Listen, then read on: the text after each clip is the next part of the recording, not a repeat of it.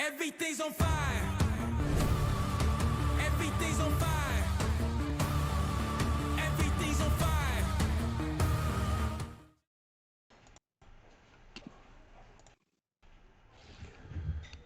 Welcome back, everybody. It is over. The draft is in the books.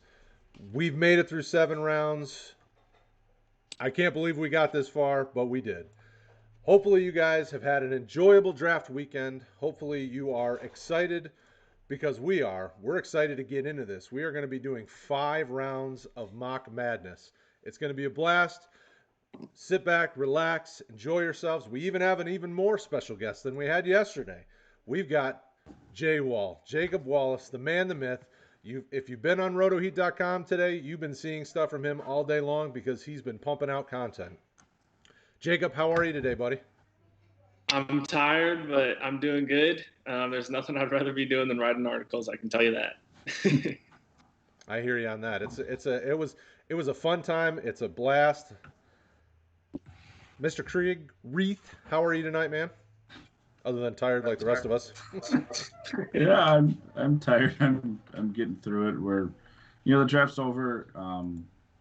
Most of the hard work and effort paying off in terms of pre-draft stuff. We know where people are going now. Get some time to analyze that, and then we got draft starting tomorrow already. So it's a quick turnaround, but it's fun. Nice to sit back, relax, and see how some of this plays out here. Yeah, for sure. It'll be a blast. So we are going to go. We're going 5 full rounds tonight, so you can see very instant reaction. I mean, the NFL draft is just barely in the books, and we are going to see how this thing goes. A lot of crazy action happened. We saw a lot of guys fall. We saw some guys go much earlier than we anticipated. So it'll be fun to see what the community and what the folks in the mock draft have to say. Obviously, this is a super flex, so we know that quarterbacks are going to be hot and heavy early. But the question here, and I'll give it to you, Jacob, because the folks heard from Kraig and I last night, what is your quarterback rankings now that you've seen where they've gone? So my quarterback rankings stayed the exact same. I got Trevor Lawrence, obviously, at 1, and then I had Trey Lance at 2, and that just panned out for the best that he landed at the 49ers. So I was absolutely loving that because I think they're going to just go crazy with that play action. And then Justin Fields, I had at 3. And I'm not a Bears fan, never have been, but I love that landing spot for him, and I think that he'll really thrive there. And then Zach Wilson, it's kind of my tier break, and then Zach Wilson, and then another tier break, and then Mac Jones. So I like it. And we're seeing very similar results to what we saw last night. Quarterback, Najee Harris there at the top. Jacob, how do you feel about Najee and how he landed in Pittsburgh and probably will be a very heavily used running back in that offense? Yeah, I think that's what I love most about it is Big Ben is still there, which means it's just going to be like drop-off city. Like he's just going to, whenever he's in trouble, he's just going to lay it off to him, and he's going to rack up a bunch of PPR points. And then it's obviously a great running back. O-line isn't great, so he won't have as much production running as he could. But, again, that PPR value is going to help him out tremendously. Yeah, and we're seeing very similar to what we saw in last night's mock. I mean, this first round's almost identical. I think these are very similar. I'd have to go back and verify because it was, 1 o'clock in the morning. But I feel like the first round fell very, very similar. Chase, Pitts, although our boy Sully, if he was in here, he would be sad because he done fell to 1-7 instead of 1-5, which is where Sully wants him to go. What do you think so far, Kraig, of this first round? Do you feel good about where all these guys have landed? Or are you pretty sure this is just kind of cookie cutter the way you're going to see it in your drafts? We didn't see anything really earth-shattering today that was going to change a whole lot of what you're going to see in a first round of a Superflex. First round of a single QB, you might see the end of it here changed around a little bit. But yeah, for the most part, you're going to see very similar names up until that 2-5 to 2-7 or so. I think the middle of the second round is where you're going to see things start to get wonky. In Superflex, probably earlier. In single QB, just because a whole lot of guys that people were high on had very low draft capital if they got drafted at all. And as we know, things may be different this year because of COVID and all the changes that caused with being able to see people, test people, things like that. But still, historically, draft capital really matters for someone's potential success. And I know a lot of guys that I liked fell, and it has me rethinking them. So it's something to be watching out for. But again, I don't think you're going to see a whole lot of that till the middle of the second round. Yeah. And our boy Matt Clayton, glad to see you, and Thomas and Jaws. It's awesome having you guys on. Matt wants to know, he has the 1-4 and he's stuck between Harris and Pitts in a Superflex tight end premium. Jacob, what are you doing at 1-4 in that type of format? He needs a running back, but he's thinking about going with Pitts. What are you doing? So you said Harris or Pitts? Yeah, a Superflex tight end premium. Ooh. What's the tight end premium? Is it the 2 or is it the 1.5? I don't know. He didn't say. We'll go. Let's say 1.5 because you see that a lot here lately. It's so hard. I don't think you could go wrong with either option. I think I kind of lean towards your way, Brad, where I'm like, I really just don't like drafting a tight end that early, even if, he's the best tight end prospect ever to come out, because we've been disappointed by prospects before. And I'm not saying anyone has been like Kyle Pitts, but I just feel like I'd probably go the safer option. And in my eyes, the safer option is Najee. So there you go, Kraig. What's your thoughts on that? What are you doing at 1-4? And it's actually 1.75, so in between the 1.5 and 2. I would have been taking Pitts there personally, just with that premium. There we go. I understand that people liking Najee, and I like him too, and I think he is in a good situation in terms of he's going to get a lot of usage. Overall, I just like Pitts, and I like his situation better. And the premium pushes that over by a decent amount for me. There you go, Matt. I find it, for this though, I mean, we saw Mac Jones fall a lot farther. Yeah, mid-second. And even farther than Trey Sermon did yesterday. Michael Carter jumped up the board here quite a bit. Terrace Marshall moved up a bit. So, well, and that's what I said in our chat. I anticipated Michael Carter was going to move up once the Jets took him. I mean, that's a sweet spot for him to land. And don't be alarmed, folks. This isn't a startup draft. That is the new A. Rodgers in Green Bay, Amari Rodgers. The future A. Rodgers. The future. He will be the new discount double check. So we see Terrace Marshall in the second round. We see Michael Carter, Elijah Moore, Rondale Moore, Diami Brown. That's interesting. Diami Brown wasn't getting picked that high, but now that he went to Washington, it appears Mr. Kidder is a little bit higher on the Diami Brown train. And then we see Mac, Mac, I think I might have taken him at the 112 yet last night. And I still think the back end of the first round is kind of the sweet spot for him because I think that's a good value for him. But if you can get him in the late second, that would be awesome. Yeah, I mean, I don't think that there's another quarterback. And it'll be interesting to see how far they get pushed down here, yet the other ones that really fits that sort of position to play anytime soon. Mond has a potential, I guess, but, outside of him, the farther down you go, the lower the draft capital. We talked a bit about Ian Book. I mean, he could go into something next year. They don't bring either of those quarterbacks back in New Orleans, although I suspect one of the two will be back more than just this year. I don't see Book as someone they'd want starting next year, but, Mac Jones and then Mond are the two that come to mind. Probably in that second. Mond is probably better fit for the third in a Superflex, but we've seen stranger things in these drafts recently too. So. Yeah, for sure. Absolutely. J-Wall, how do you feel about Kenneth Gainwell at the end of the second here? Man, I was hoping to get him at 3-1. I was also hoping to get Devonta Smith at 2-1. Kind of got stuck twice.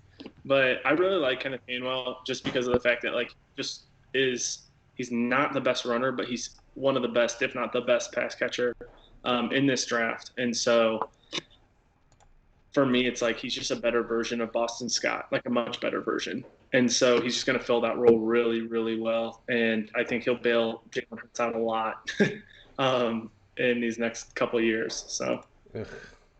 Not sure I like doing that, but the value's there. First round wide receiver at the end of the second round. So some interesting. Go ahead, Brad. I just the Kadarius, like I kept looking as I'm looking through here and making the pick. I'm like, man, I don't want to draft Kadarius Toney, but a guy drafted in the first round, falling all the way to the back end of the second in this, yeah, I just can't see them falling that far. So, what were you gonna say, Kraig? We're getting, some news in because obviously there's a lot of potential fantasy relevant guys that we thought that are starting to sign with teams here that will possibly end up mattering how they do in camps and stuff if you have your drafts later in the year. Javian Hawkins apparently going to the Falcons. Tamarion Terry going to the Seahawks.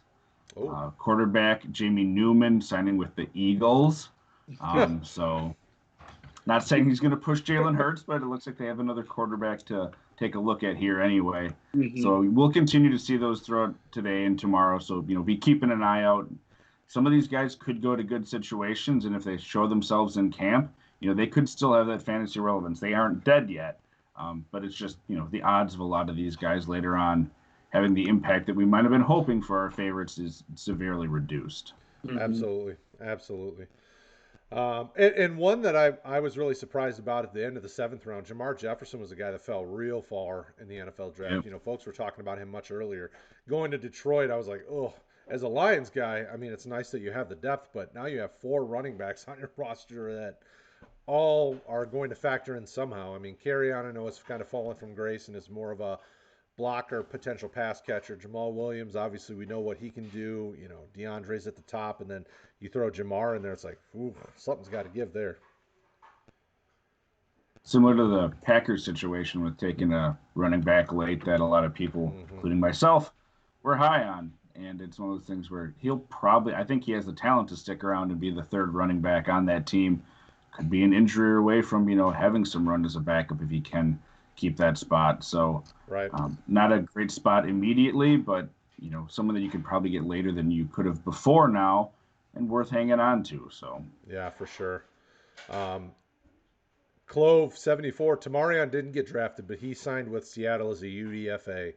He was asking about Tamarion Terry. So that's an interesting spot for him to go. I mean, it'll be good for him to learn and the maturity grow with a roster full of solid wide receivers with DK and Tyler Lockett, and then they drafted Eskridge. I mean, there's some quality ahead of him to help him develop. I think Tamarion would be a nice stash still for down the road. Obviously, he's buried on a depth chart, but maybe he's a guy that over time could get a look somewhere because I liked his profile. I know he had trouble at FSU, but he's got the physical traits of a receiver that could be very valuable.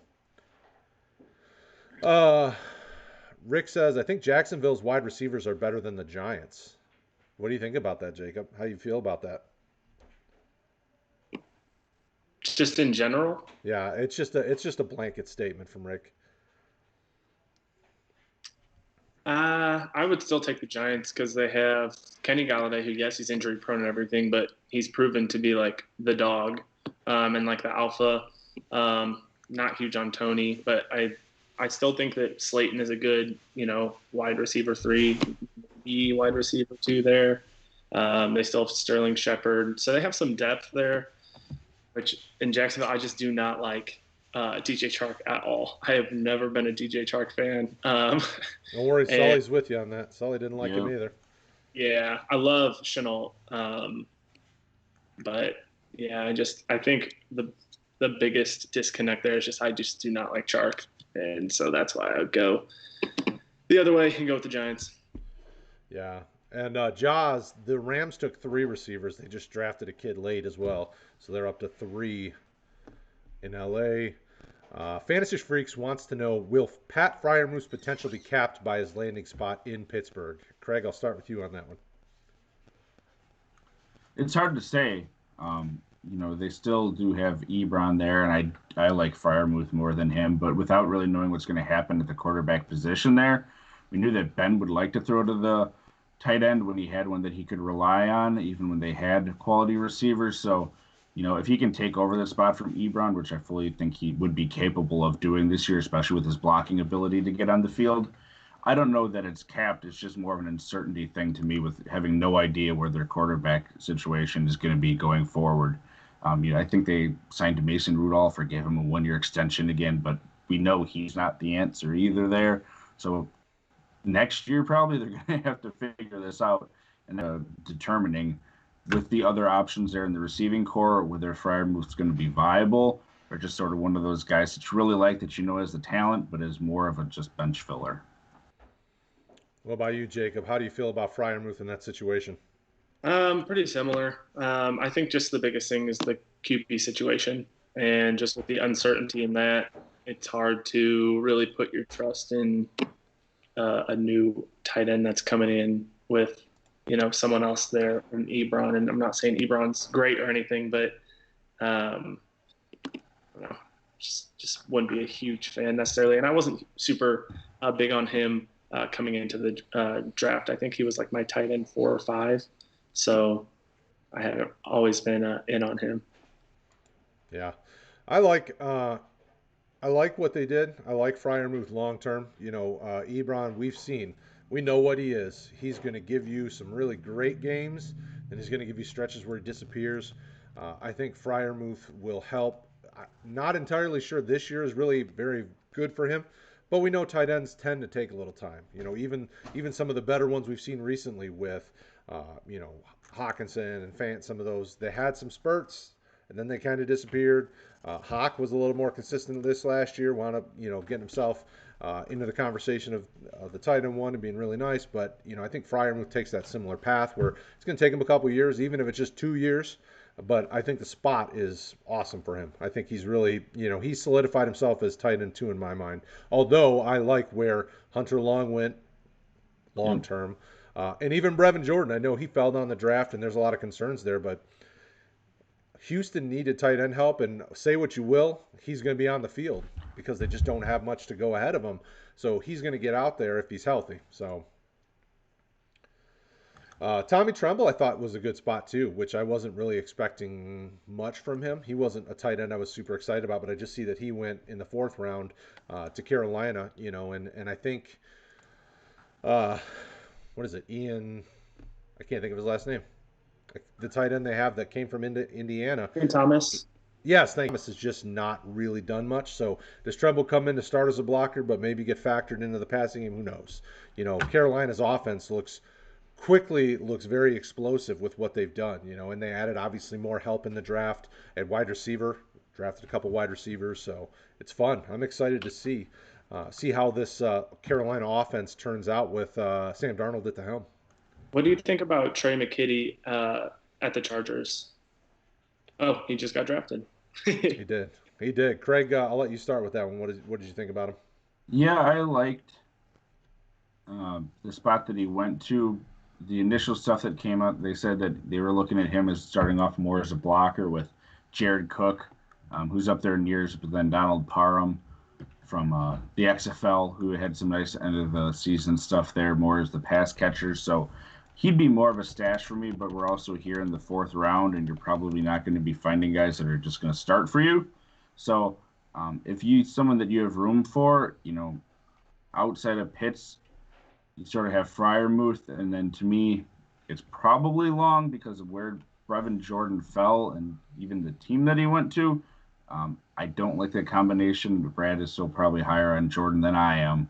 And I'm not saying he can't turn out because he very well could get a whole bunch of targets there, especially, not this year, but years going forward when guys like Randall Cobb, Brandon Cooks, things like that, they start churning that roster over. They're going to keep the younger guys as opposed to the older. So, McKitty is still probably somewhere around tight end 5 for me, so he didn't really move up any farther. But outside of Pitts, you're not really sure, as much as you can be sure of anything, what you're going to get out of any of these guys right away. And that's been especially true with just tight ends in fantasy. So it's a fine spot, but I'm not holding my breath for him.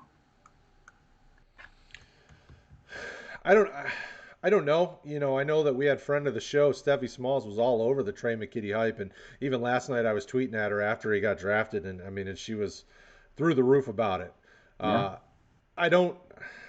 I wasn't a big fan of him in the pre-draft process as I evaluated him and went through the tape. I thought he was okay. Like he showed signs that he had the ability to be a receiver, but I wasn't really sure. But then the landing spot, I'm like, oh gosh, this guy's probably now walking into tight end like considerably uh, higher amount of targets because what do they have on the roster at tight end right now? I mean, their top tight end is now a Patriot, so he's kind of the de facto guy that could be on the field regularly at the position. So it just depends on how much you believe that they're going to target the tight end, and that's where I don't know. I just don't know what to make of it. It'll be interesting to see here overall, just looking at the board right now that we know most of these guys' overall landing spots. Of course, we're going to have more, undrafted free agents signing yet that could shake things up. But with Mac Jones being pushed in this mock to the middle of the second round, I mean, you're seeing a whole bunch of guys just fall from there in terms of quarterbacks. Last night we had Mac Jones go at 11, like you said, and then we had 2-7. David Mills went. 3-4 was Mond, and then because Mond fell much farther, he fell to the fourth here. Went from 110 to the fourth round in 3 days. Yeah, and Trask was about the same because you're not going to let him get out of the third round in any draft you're in, Brad. So people are aware of that they have to get him before him there. But yeah, I mean, kind of to the point, Mac Jones is the last of the guys that you would probably feel comfortable taking and getting some decent quarterback production out of. It's not guaranteed, of course, but the other guys are just so full of question marks. It's just a dealer's choice at that point. Right. Yeah, I mean, what we've seen thus far in this mock is not surprising. I mean, the first round kind of is what it is, but then as you get to the second round, you're really, I mean, so the question I saw in one of my chats that I was trying to answer that I just don't have a good feeling for is, after the first round, does the value really drop quickly when it comes to fantasy value for a lot of these guys? Terrace Marshall, Carter, Elijah Moore, Rondale Moore, Dami Brown, Mac Jones, and then after that, there's a lot of questions. So, Trey Sermon would have probably been back in first round if they didn't draft another running back that people like. They took Elijah Mitchell, which people were a big fan of. So, how do you guys feel about the overall value of this draft class? And how quickly do you think it starts to drop off? Jacob. Well, you're on the clock, so make your pick. I probably need to do that. It's tough though because I feel like there is like a pretty steep drop off, and it kind of looks like after the second round, maybe a little bit into the third. But I still think there are some values in that third, fourth, fifth round range where you can still get guys who, kind of like what Kraig was saying, you put them on your taxi, let them sit a year or two, and they could be guys who are starting in the future. Especially a lot of the running backs. Like I love Elijah Mitchell's landing spot, just for the fact that after next year, that like running back room is going to be a lot less crowded. And so, yeah, I think if you look at that, and then the other thing is Hawkins here, who I'm drafting, landed at the Falcons, and the Falcons have absolutely nobody. And so it's like, it's the fifth round. Why not take a shot on a guy who could be, the James Robinson of 2021. I know that's obviously saying a lot, and I don't expect that by any means, but when I'm just saying like that value that, just a complete flyer who could really, really help your fantasy team in the future. Right. Over on YouTube, our boy Fantasy Freaks has a question. What, if any, of the day 2 and day 3 quarterbacks are worth taking a gamble on? Kraig, I'll give you this one. As you think about some of the quarterbacks, and we've seen it here, Davis Mills, Kyle Trask, Kellen Mond, Ellinger to the Colts, Ian Book to the Saints. What are these quarterbacks after the first round are you interested in that you think might have some fantasy value, and who are you taking a shot at? They all sort of went to situations where I think you can make the case that they're going to have the potential to have value. You didn't really have anyone go to a team with an established starter like we'll use the Cowboys because that's my team where Dak is entrenched there for the foreseeable future where he's really just going to be a backup, or if he gets hurt, you might have some value for that season. Davis Mills, I took him last night, I think. In ours, like I said, I could see him being the starter towards the end of this year or, next year, depending on how this whole Watson thing plays out.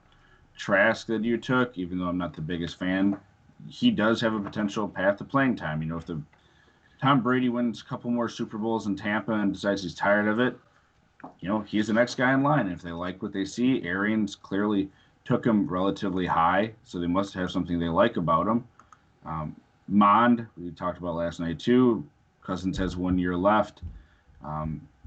Ellinger with the Colts, they've sort of invested in Wentz here, but we've seen that Wentz isn't necessarily the answer. I mean, Jay Wall can speak to that more. I don't know his exact feelings on it, but clearly Philly was not enamored with what they had with him and what they thought they were going to get out of him, so they moved on. So if that's the situation, he may get a chance with the Colts. And if Joe doesn't take him here, I'll be taking him. But Ian Book is another one where he could fall into a starting position. So really all the quarterbacks that were drafted, you could see in a year or two having some sort of value and having an opportunity to start. Probably won't happen for most of them, may not happen for any of them, but it's really different than those years where a team with an established starter takes a quarterback that you might want to be able to develop in 3 years, because we just didn't have those this year. There was one that I saw. It was the guy from SMU, Shane Buechele. Yep. Looks like he was signing with the Chiefs. Like if he had been drafted, it's that sort of thing where, okay, maybe they're going to groom him to be a long-term backup for Mahomes. That's great. Mahomes isn't going anywhere. So you're really just, are you going to handicap a quarterback in Superflex leagues? I don't see it a whole lot. I don't think that's something people really do. So the value of drafting someone like that, to me, is minimal compared to these other guys that would have a foreseeable chance to start. What about you, Jacob? How do you feel about this class, and how do you feel about Wentz with Ellinger behind him? Yeah. So kind of just going back, I actually had to decide between whether I wanted Hawkins or Ian Book because those were the two on my queue. So I'm right there with Kraig in drafting him in the 5th. It's very much worth a flyer. But Ellinger is an interesting one. Just because I know last year the Colts drafted a quarterback. I can't remember exactly who it was. Eason. Yes, Eason, who I don't think anybody was really super high on or had any expectations for. But I really do like Kellen Mond. I like his talent, and I know he's, kind of behind a pretty solid quarterback right now that I think he's has 2 years left on his contract, and so he very well could come up and take that spot. And then Davis Mills is someone I really would not care about, but with his he very well could see the field. I don't see him as anything more than like a Aaron Donald, like QB2 in his life, but still could be a value, like really late on in Superflex. And right when he gets a starting job, you trade him away and get some value back. And I think a lot of times, especially in Dynasty, like that's how you continue to build your dynasty is by getting guys at a very low value and then trading when it peaks, and just getting more value on top of that. So I like it. Obviously everybody that watches the channel knows my Trask fandom. And once he went to Tampa Bay, I got excited because, whatever you think about the guy in front of him, he's much closer to the end than the beginning. So they took him in the 2nd round. Do we think he's, a guy that they're potentially going to look to as the heir apparent? Either way, getting a guy like that in the 3rd round, that value is there. I'm going to get more than 3rd round value if I sit on him. And at that position, at the end of the 3rd round, with what else was then going to come off the board, I'm fine with that. There's a lot of guys that came after the fact that I'm like, okay, whatever. I'm not as excited about because they all went to weird spots. Like, Seth Williams was a guy I loved pre-draft. Man, that spot's tough for me to want to keep him higher than a guy like Kyle Trask. So, but I like the quarterbacks that went in this draft. Davis Mills is insurance. If Deshaun's not playing or they trade him or whatever, that's now their guy. They're going to roll with him, or, well, after Tyrod, obviously, because Tyrod's there. He's a veteran starter, but Davis Mills they thought enough of to take a flyer on, so I would consider it if I didn't have to pick right now, and the wide receiver I was going to pick is there. So, I like a lot of these quarterbacks. I take a flyer on them this late in the draft. From the third round on, if you take flyers on quarterbacks, I don't hate it. So let's see here. Quarterback scarcity in Superflex. You want them at their, yes, absolutely, Thomas. You're absolutely right. You want them at their lowest price. Would you do the 105, 110, and 210 for Jalen Hurts, Cooper Kupp, and Quintez? So 105, 110, and 210 for Kupp, Hurts, and Quintez Cephas. I'll give you a second to. What are those? What are the numbers on that again? 1, 5, 110, and 210.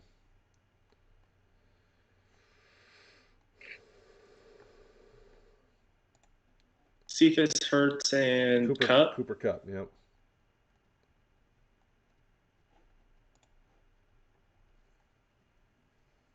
I guess I'd want to a little bit know more about your team. I feel like that's pretty good. Just depends on your team need. Yeah, I mean, the value seems all right with that because I like Cooper Kupp a lot, especially in a PPR situation. And Cephas, I like him too, not as much as Brad.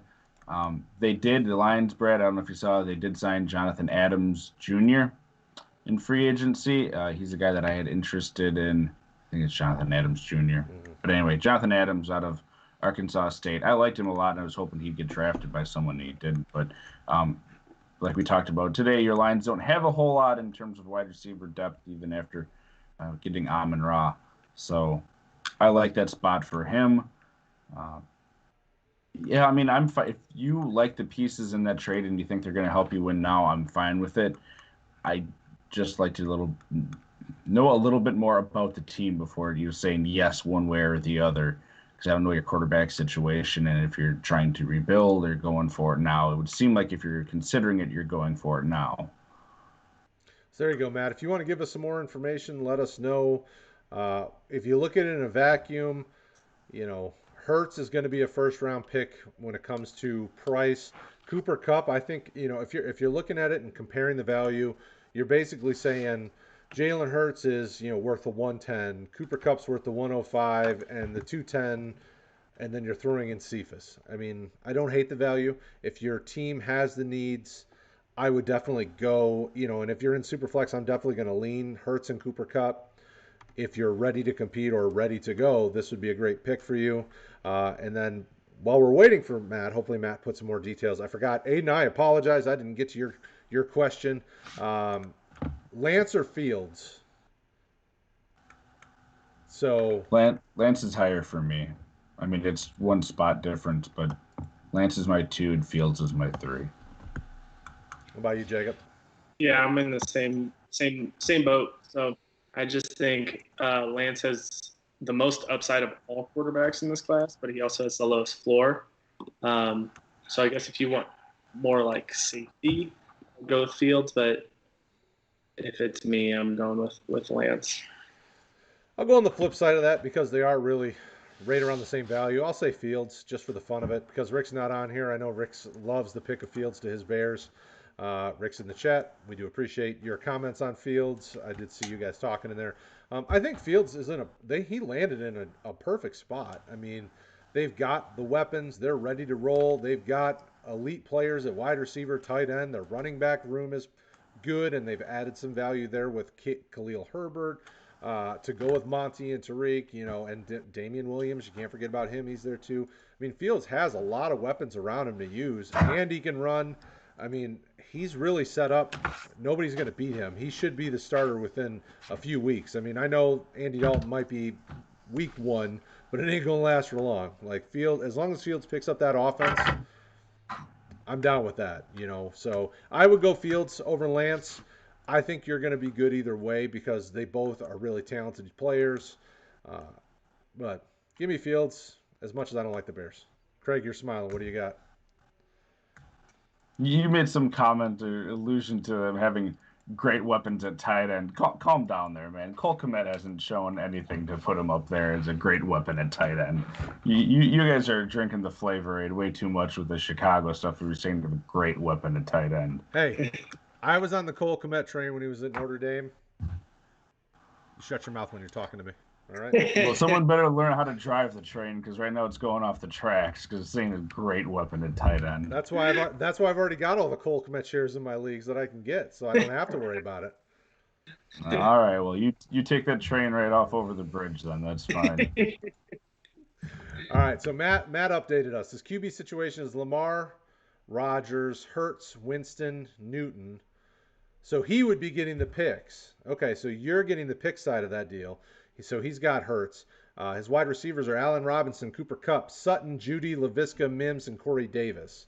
So he would be trading Hurts, Kupp, and Quintez and getting 1-5, 110, and 210. So probably at 1-5, at 1-5 in a super flex, you're getting, if you look here, you're getting a quarterback back. So do you like Hurts less than Trey Lance? Then you'd want to see who's available at that pick if you like him more than Hurts.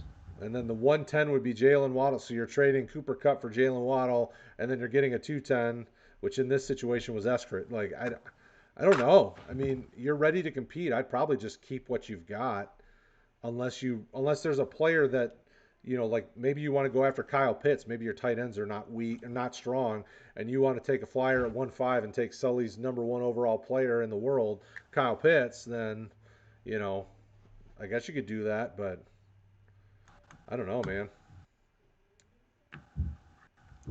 I don't know. So Jacob, we've added some extra pieces of that conversation. Are you trading away those players for those picks? Like I said, I feel like it's pretty even. I feel like I would trade for the picks if, like, during draft day, if the guy I want falls to me. Otherwise, I'm just gonna stay with the guys who I have because I know what I have and I like what I have if I'm him. So there you go. So he's got Mark Andrews at tight end. I don't know, man. That's a tough one. I would probably just hold on to what I've got and try to keep going for that ship. I mean, like what purpose is it to really go and get those picks? Your roster. I mean, and this is a good problem to have. Your roster is stacked, Matt. I mean, you're really set up well, but it doesn't make sense to to spend that unless you think these guys are going to be your next. Going to be your guys for the future. I'm not sure how I feel about that. I'd probably wait till during the draft to make a trade like this if you really felt the urge and you needed to.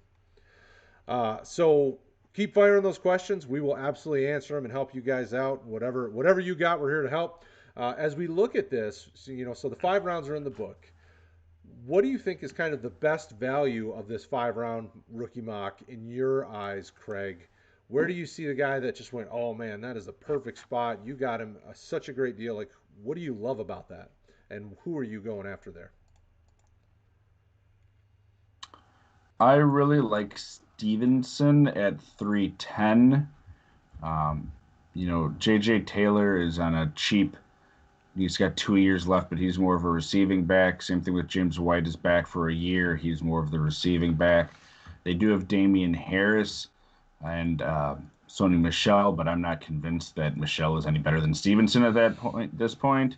And Michel only has 1 year left too, and I don't see them picking up his option. So I really like just the situation that he's going into. We know the Patriots like to use all sorts of different running backs, and he's someone that could see value this year, but is more likely in a couple years, depending on what they do with Harris and that offense in general, how it looks with, Mac Jones as opposed to Cam Newton. They're probably going to be running less, given that they upgraded the offense. But just in terms of situation and team and where they went here.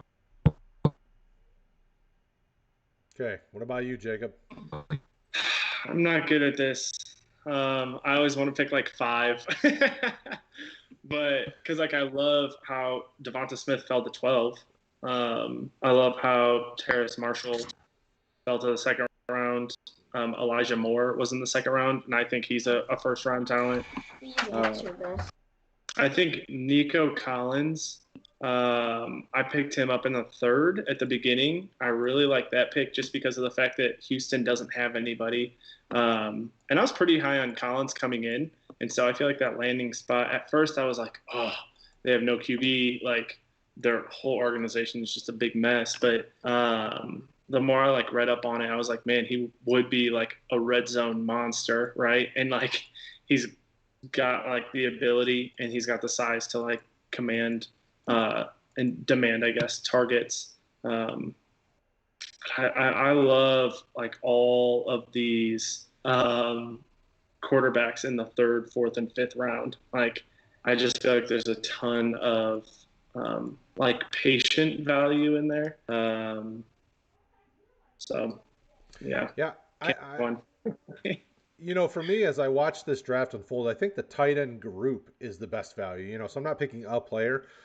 Outside of Pitts, you started getting starting quality tight ends in the 3rd round. Like I think that's a really good value, especially with the way the tight end in fantasy are. Like you're real top heavy. So getting guys like this later in the draft, I think could be a really nice value if you're in need of some tight end help. This could be a good draft to help you. I did also like, and it's probably because I picked him, but Larry Roundtree in the end of the 4th round.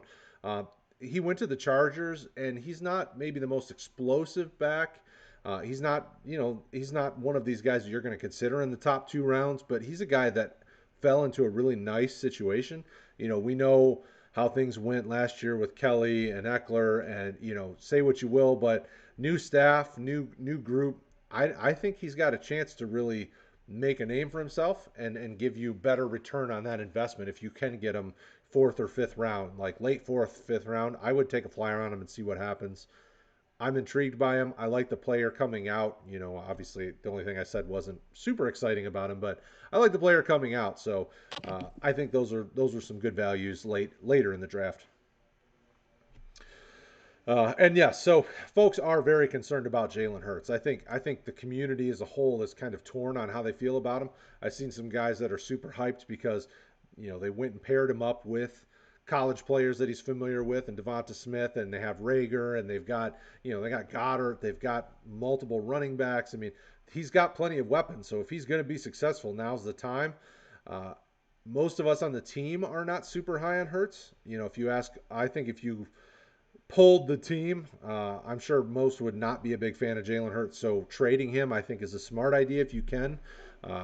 But you have to have a plan. Like if Hurts is a depth guy for you and you can get 1st round value in a Superflex, send him away. Feel free.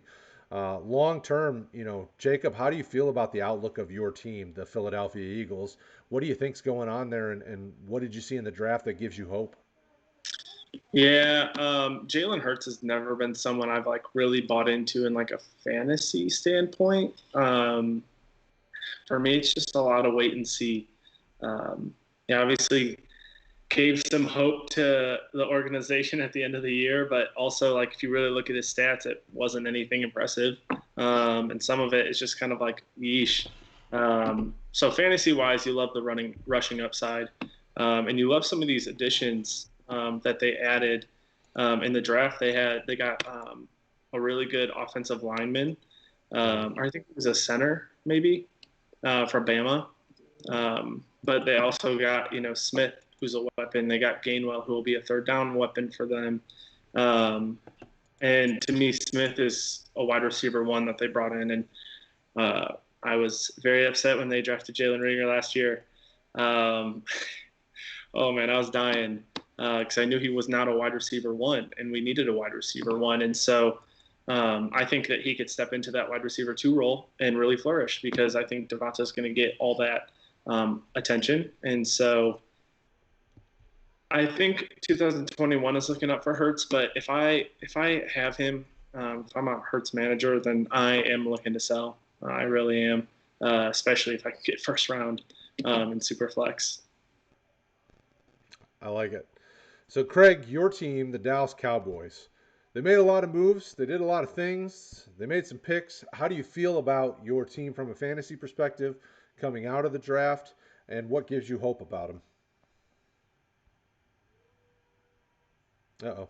You're muted, Kraig. Did you mute yourself? The team is essentially unchanged as it, looks through offensive fantasy football. They drafted, and I'm not going to get his name right, but Fahoko at like 179, who is really interesting wide receiver, and depending on where guys go, they don't really have anything proven behind Lamb and Cooper, although that is a great one too. Noah Brown's a nice player, but they don't have anyone like with the size that this guy has. So, he could turn out to be something. But by and large, my feelings about it are unchanged. They did a little bit to help their offensive line depth, and in theory, they aren't going to have as many injuries as they did last year, because if you look at the trends of that stuff, if you have a lot one year, there's generally a regression of number of injuries the next, and so on. So I'm excited for them again. They did a lot for their defense to hopefully keep them in games better. But I don't think that anything's changed for that offense, really. We don't know what they're doing at tight end. It's probably Jarwin, but Schultz looked good. So they have a couple options there at least. And Zeke and Pollard and Dak. So I like it. Yeah, Cam Charlie over on YouTube says he got Kirk Cousins plus 110 for Hurts back when Wentz was traded. So that's a good haul. If you can get a starting quarterback and a pick, in the first back for Hurts, I like that return. So Matt says, all right, I'm going to try my best to get one of these top 5 picks for Hurts. The guys are thinking about it because they aren't rejecting the trade yet. So if you can get, in the top 10 for Hurts, I would do it.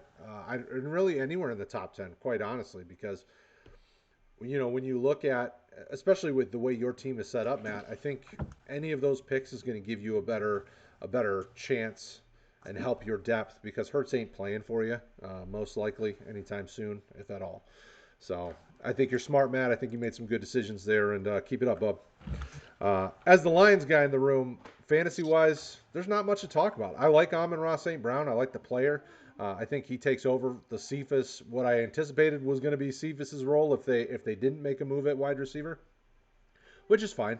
I mean, I liked Cephas. Like, I liked his nastiness. I liked his physicality. He's not explosive. He's not super electric in the speed category, but I just like the physicality. I think he's a nice chains mover, but he'll probably wind up falling into wide receiver 4, wide receiver 5 range. So on that team, not in fantasy, but on that team. So most likely, you can leave him stashed on your taxi squad to see what happens if you've got him.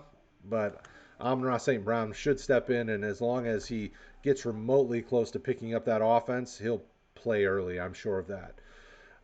And then from the IDP side, there's plenty to talk about, but we'll save that for the Monday show. yeah. There's things I like about what they did, and I'm excited about it. I'm excited about their future. As a Lions guy, my hope tends to spring eternal this time of year, especially with a new staff that looks like they have a clue what they're doing.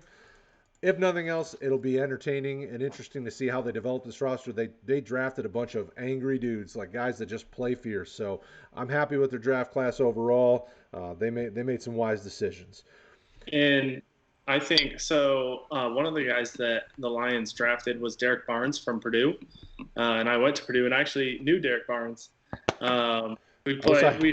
We hooped together once in a while at the co-rec. He's a funny guy and actually really good guy. And he's a dog. Like, I totally forgot he was coming out this year, and I saw him and I was like, it was like one of the best available. I was like, oh shoot!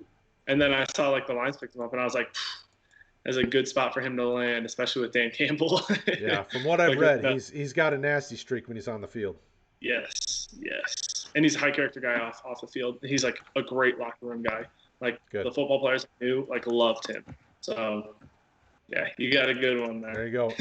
Inside scoop from our insider Jay Wall. You heard it here first, Derek Barnes. Your IDP take would be buy him because he's probably actually going to see the field with the Lions earlier because their linebacking group is, Jamie Collins. I mean, that's really about it. So, Matt wants to know: do you guys think Rodgers will go to the Broncos? If so, how much are you boosting the Broncos' offensive weapons? As an NFC North guy, I would love to just see the Packers fans' tears fill up that stadium because Rodgers got mad and left. In all honesty, probably not. They've got a chance to compete. Why are they going to get rid of the best player on their team? Like Rodgers is just one of those guys that you don't move, and I don't see the Broncos shipping them enough to get him to move. I mean, what does that trade package look like now that we have moved past the draft? Kraig, I know you're up there in Wisconsin. What are you hearing and what are you thinking and saying? What are your people talking about? Where's the Wisconsin heads at? People are split from the people that I've talked to, and I don't blame them, with how good Rodgers is. There's a lot of people that I know that aren't happy with the Packers front office to begin with, that are siding with Rodgers. There's a bunch of others that say, in not so nice terms, screw Rodgers. He doesn't want to be here. Get rid of him. So it's split. What do I think? I think Rodgers is going to, if he doesn't get his way here, he's going to retire. I think he is, whether you want to call it competitiveness or down to pettiness or other terms, I think he's the kind of guy that is going to stick it to them if he doesn't get his way. Things remain to be seen, but he has different options. He has a lot of money. He doesn't have to play football. I think he'd like to, certainly like to win more. And if he does go somewhere else, he's going to want to win and stick it to the Packers. But like you said, if it's going to the Broncos right now, it's probably going to have to be something like one of those young cornerbacks. I know the Packers took some, but, they have a ton of young secondary talent there. A draft pick in the future, and then, something else because you have no idea where the draft pick's going to be. And if it's not going to be a high one, like, this year they were around 9 or so, you're looking closer probably to 29 than 9 if you're sending Rodgers out there to play with that team with how they're situated offensive and defensively. But I don't think he gets traded. I have no insider knowledge or anything, but just my feeling of how Rodgers is and that the Packers are stuck in their ways about not just letting him out because he wants to. I don't think he goes anywhere. Yeah. And Sully, it's good to see you, brother. Hopefully you're all set up and relaxing out there at the trailer. He says the Packers need to can the GM to get him back. That's a simple fix, isn't it? Approximately, yeah. I mean, I think probably have to get rid of Mark Murphy, who's like the president too, because it seems like he's involved. I don't know that, but if they're keeping the GM around and Murphy's not doing anything because the buck sort of stops with him because the Packer shareholders are above him, you can't really go higher than that. I mean, how are you going to call a meeting of all your shareholders and have them get rid of the president and the GM? Like, probably not going to happen. So you're relying on Murphy to do it, and if he's not doing it, I can't imagine Rodgers is happy with him either. So there you go. So it's in the chat there. I mean, he won't talk to his family. He'd stick it to the Packers as well. It's a synopsis of what I'm saying. Yeah. Unfortunately, it seems as though they're at an impasse that they're not going to be able to get away from. I hope for those that are those of us fantasy owners that have an Aaron Rodgers share, hopefully something good happens for him. From a personal NFL perspective, get him out of there. I'll take it. Unfortunately, that means the Bears are probably going to win the division after that then. So, Brett, I don't know if you've been seeing these two, but there's some more interesting sort of free agent signings here. Undrafted Cade Johnson with Seattle. He was one that some guys liked. They got like 3 wide receivers out of this draft. Well, your team did now too, because you got Sage Surratt as well. It sounds like. I know you're not high on him. But one guy we did like, is still safe. One guy we did like, Jarrett Patterson goes to the ridiculously now crowded Washington running back group. Love that. I love that for him. It's a nice spot, but man, he's got people to beat out there. I mean, Lamar Miller, he isn't what he used to be. I know. Same thing with like Peyton Barber, but you're going to have McKissick and Gibson ahead of you, so he's going to need injuries to be relevant. But McKissick's getting up there in age when it comes to the age of a running back. So I like that long term. I am definitely still sold on getting a share of Patterson late. I mean, he would be a guy I would probably wouldn't take till the end of the fifth round, but I would still jump all over that action. And then Kenny Yeboah, who was an interesting tight end prospect, went to the Jets, who don't really have a whole lot there. So, potential Oh yeah, relevancy that they have yeah, Griffin and Herndon, I think, are the only two sort of. yeah, yeah. That's a fun landing spot. Huh. Interesting. Very interesting. I like that. That's good to know. So as we get closer to the end and the beginning, and as we wrap up tonight's show, I want to ask you guys, and this isn't necessarily fantasy relevant, but we're gonna talk about our favorite draft class and our least favorite draft class. And if you say something other than Vegas, I won't believe you. But Jacob, what was your favorite draft class? Like, who really nailed this draft for you in your eyes? Team. Yeah, yeah. Which team? Sorry. Um,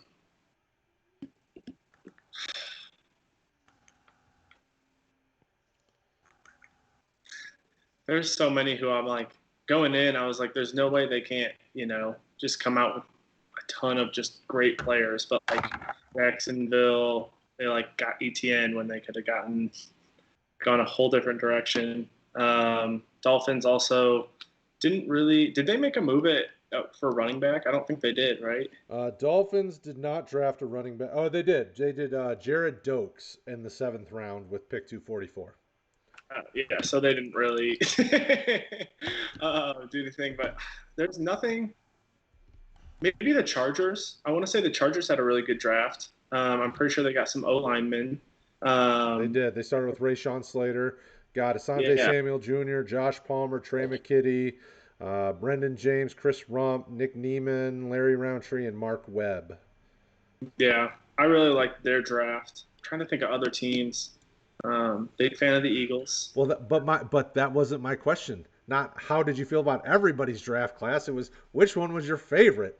Well, that's what I'm saying. I'm going through them in my head. Oh, And okay, I gotcha. the Chargers, just because I think they got the help that Herbert needed, just kind of everywhere, even on the defensive side.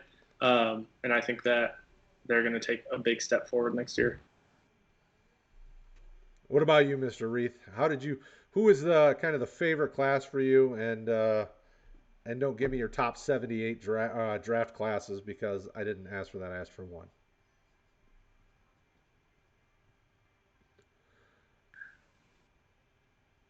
Is he frozen? I think Let's he's. see if they'll see. I gave you two, so I gave you one for Kraig. Oh yeah, it looks like it. It looks like we might have I some guess technical Kraig difficulties picking from the Mr. Eagles, Reith. his favorite team. You can't hear me? Oh, I can Yeah, hear you. Yep, we can hear you now. we picked the Eagles for you. Ha! Um, yeah, I mean, least favorite. You didn't ask that, but it's the Raiders, and it isn't a question there. I'd say Miami, or I'd preface it by saying the Jets, and maybe it's just because of how the Jets have been the Jets for so long. I think they really nailed this draft too. Um, whether or not I think Wilson was the second best quarterback, they went and got their guy. Vera Tucker, Elijah Moore, Michael Carter, both of them, if you want to go that route. Even Hamza Nasruddin as a linebacker safety, like in the sixth round, was a great value.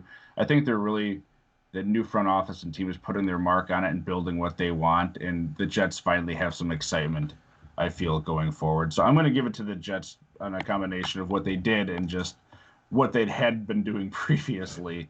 That's why I'm going to call them a Yeah, winner. I agree. I agree with you. Jets did a great job. Great job. Um, I'm gonna show some more love to a team that I cannot stand because, well, I don't like anyone that is in Detroit. I thought the Bears did an excellent job. They made a lot with a little. As much as I don't like the fact that they're probably going to beat me twice a year for the next 3 to 5 years while my team rebuilds. I think it was excellent, excellent play getting up there and getting themselves a quarterback that's actually a legitimate quarterback, grabbing and then coming back around in the second round and getting a stud tackle in Tevin Jenkins was great. Then they went even further and went and got Larry Borum in the fifth round, and they added just more depth at positions that were solid but needed help. in the depth category, they grabbed Khalil Herbert at running back and Dez Newsome at wide receiver. I think the Bears didn't have much to coming into the draft, and they left a winner in my mind. But yeah, the Jets I think did an excellent job, and the Dolphins, you got to give them an honorable mention because they've continued these last 2 years. They've continued to do whatever they want in the draft. They move around, they target specific players, and they go get them. They move up, move down. The Dolphins have just been running the draft board the last 2 years, and it's going to continue because they have more picks still. Yeah, like I said, I think if they would have got like a one of the top running backs, I think they would have been my favorite by a long shot. Yeah, I mean, what this tells you is that they believe in Gaskin. I think they believe that they can roll with him and what they've got there in that running back room. They feel confident with, which is fine. The last question I have before we end, whose fantasy value got hurt the most in this draft? And whose fantasy value, and who is a guy that you're willing to buy low because their fantasy value is kind of on the rise based on how this draft rolled out? I know that's kind of you have to think about that question. I've already got mine lined up, but I want you guys to have a second to think about it, so I will just say mine. So who did you think fantasy value got hurt the most and helped the most by this draft?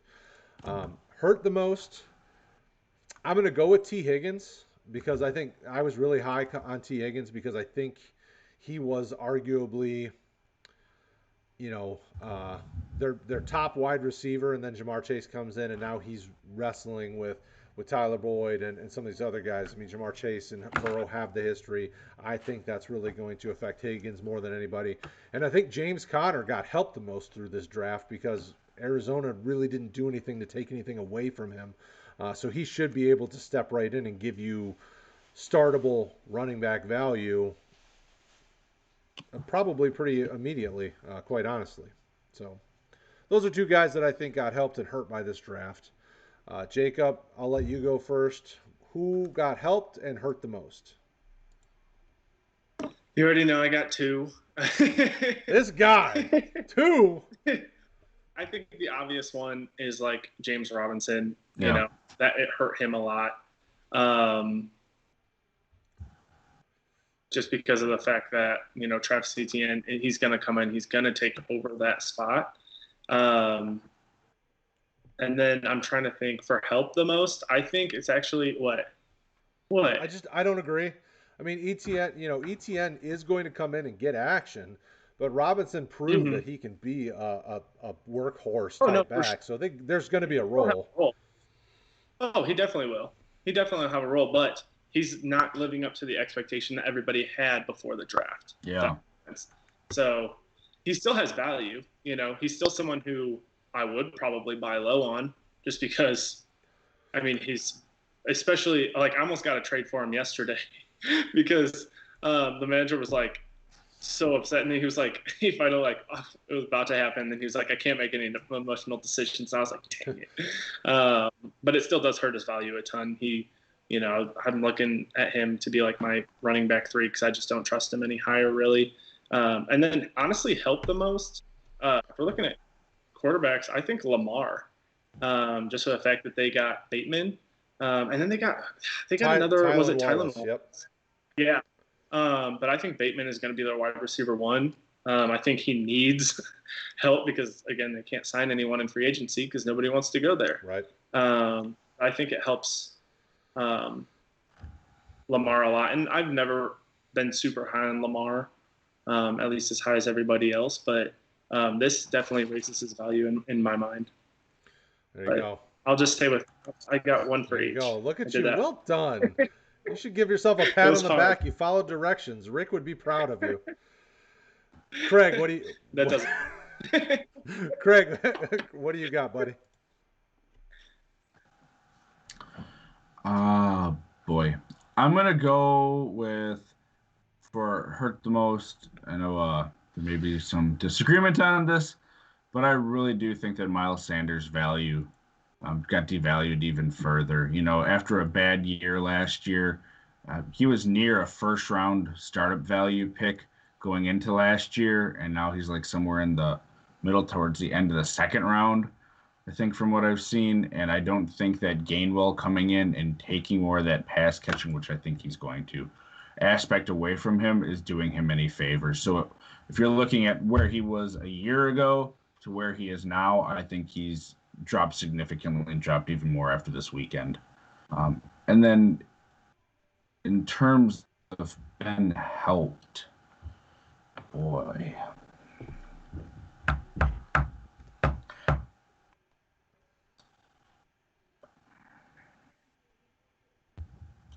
I like the Lamar Jackson, but I'm going to go another side of that. I'm going to say Marquise Brown. Having other, what I think are quality wide receivers there alongside of him. I know they had Watkins, and I think he's only brought in for like a year or something, but they have other good and different receivers in Bateman and Tylan Wallace to go along with him.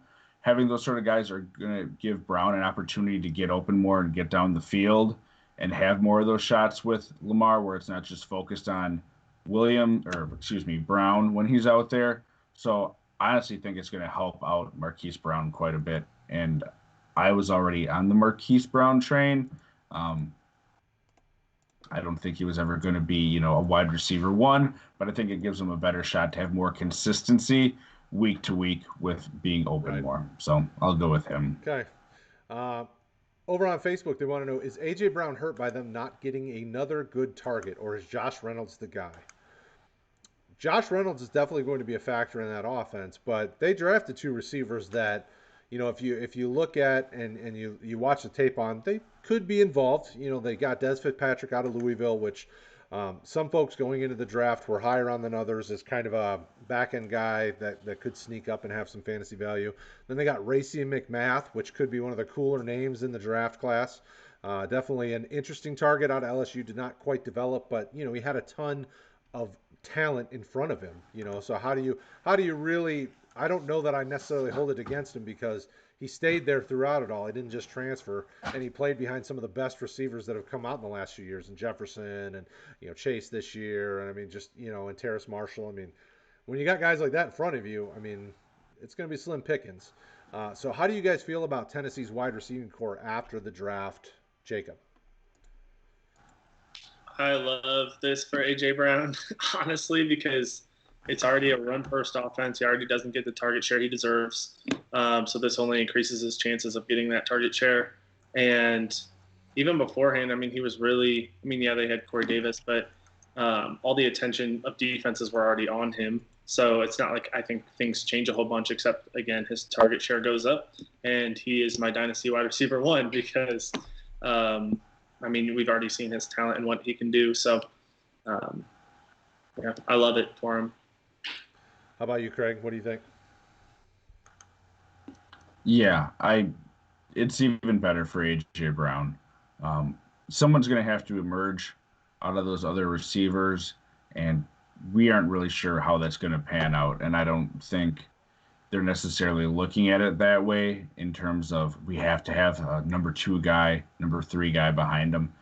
They had kind of done that before. I know Corey Davis ended up showing up last year, but they just kept feeding him the ball, and then they would get spread around, the leftovers to whomever there was. And I think that's just going to happen again. So I agree with Jay Wall. It was just a great few days for A.J. Brown. A.J. Brown truthers are loving this outcome for sure. Don't forget, for anybody who's watching, Rick just posted our Discord link in the chat. Welcome, Matt. We're glad you're with us, brother. If you want more help, more conversation, more everything fantasy related, everything not fantasy related, our Discord server has everything. We've got a chat for movies. We've got a chat for gaming. We've got, NFTs if you're getting into that stuff. We've got chats not just fantasy football related, and it's very active. The Discord is active all day, every day. Trade conversations, start sit questions over the season. We're here to help.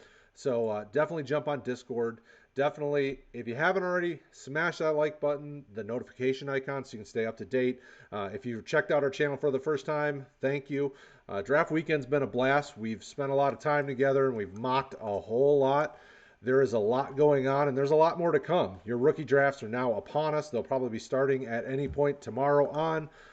So make sure rotoheat.com, you can see our rankings. You can check out our ADP, rookiedraftguide.com. If you don't know who some of these guys are, you can go there, and if we know who they are, they're probably on there. There are some of these guys that we are going to double back on and take a peek at from the offensive and the defensive side. You IDP guys, we love you too.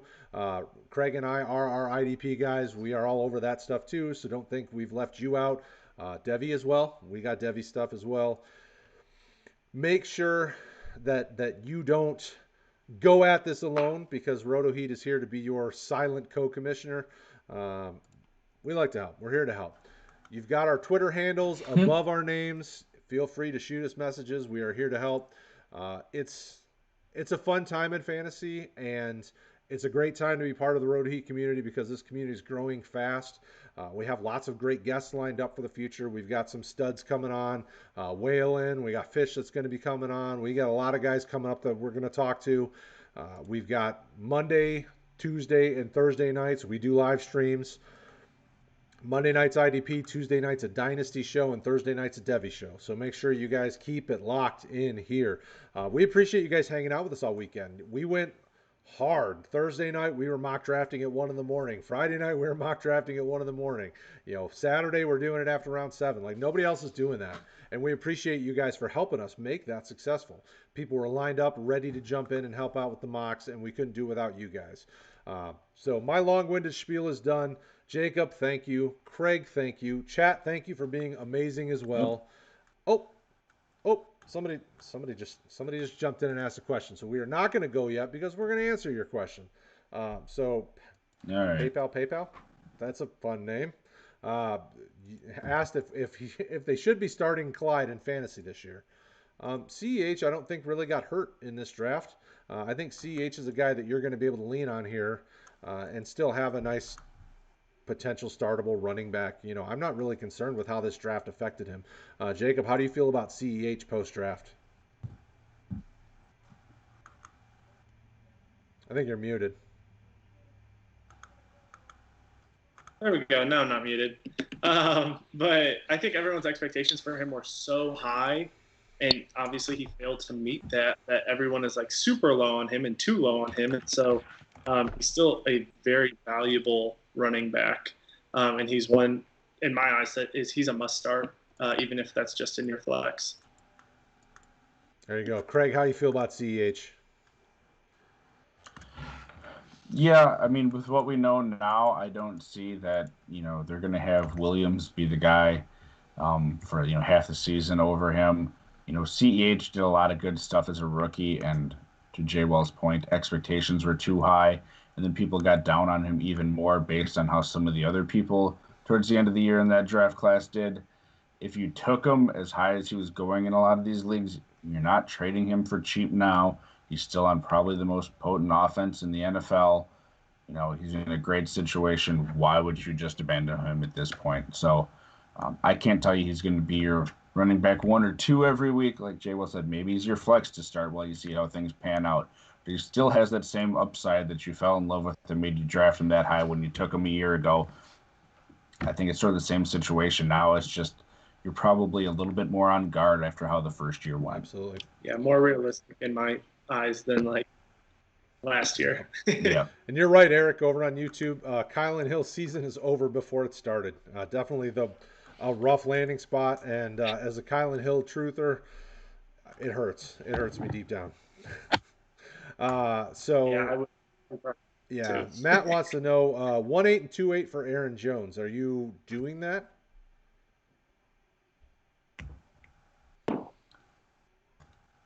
If I'm contending at all or trying to contend, yeah. If I'm completely rebuilding, I wouldn't. But assuming that's not the case, I would. Aaron Jones is worth more than 1.8 and 2.8, but if you can get Aaron Jones for 1.8 and 2.8, I'd jump all over it. What about you, Jacob? Yeah, I'm with Kraig. Like, if you're competing right now, like, I'm taking Aaron Jones. But if I'm rebuilding, I would probably still want more for Aaron Jones, but that's just me. Yeah. I also think, especially if it's Superflex, like, you can still get super high quality guys. Right. Absolutely. I mean, look, at the 1.8 spot, you're easily getting one of the top running backs, or one of your favorite wide receivers or a startable quarterback. But I definitely want Aaron Jones in that equation. Oh, yeah, he got Saquon, Swift, and Aaron Jones now. So he did get Aaron Jones for the 1-8 and 2-8. So that's a good on you, man. Saquon, Swift, and Aaron Jones is a great running back stable. I mean, Saquon, you've been seeing all the footage. Saquon's looking healthy. Things are looking good as he's getting ready to come back. DeAndre Swift, I mean, they didn't do anything to hurt him, although Jamar Jefferson's a fun running back. DeAndre Swift's still the man there. And then, Aaron Jones, obviously, he's good. He's good, real good. And they just signed him to a new 40-year deal. So, okay, so that's it. The chat, I think those are all the questions we have. Yeah. So don't forget, we're here to help, man. I went through my spiel already. Jump on Discord, jump on Facebook, jump on Twitter, at RotoHeat on Twitter. You'll find all sorts of, every one of us except for Jacob, I think, has an at RotoHeat name, and there's a bunch of us. It's a fun time. Rookie draft season's here. We are here to help you guys. Make sure you ask your questions, get your help, and don't forget to smash that like and subscribe button so that you can stay up to date when we go live, which will be in just over 2 days and an hour and 15 minutes. So we'll talk to you guys again Monday night. Take care of yourselves.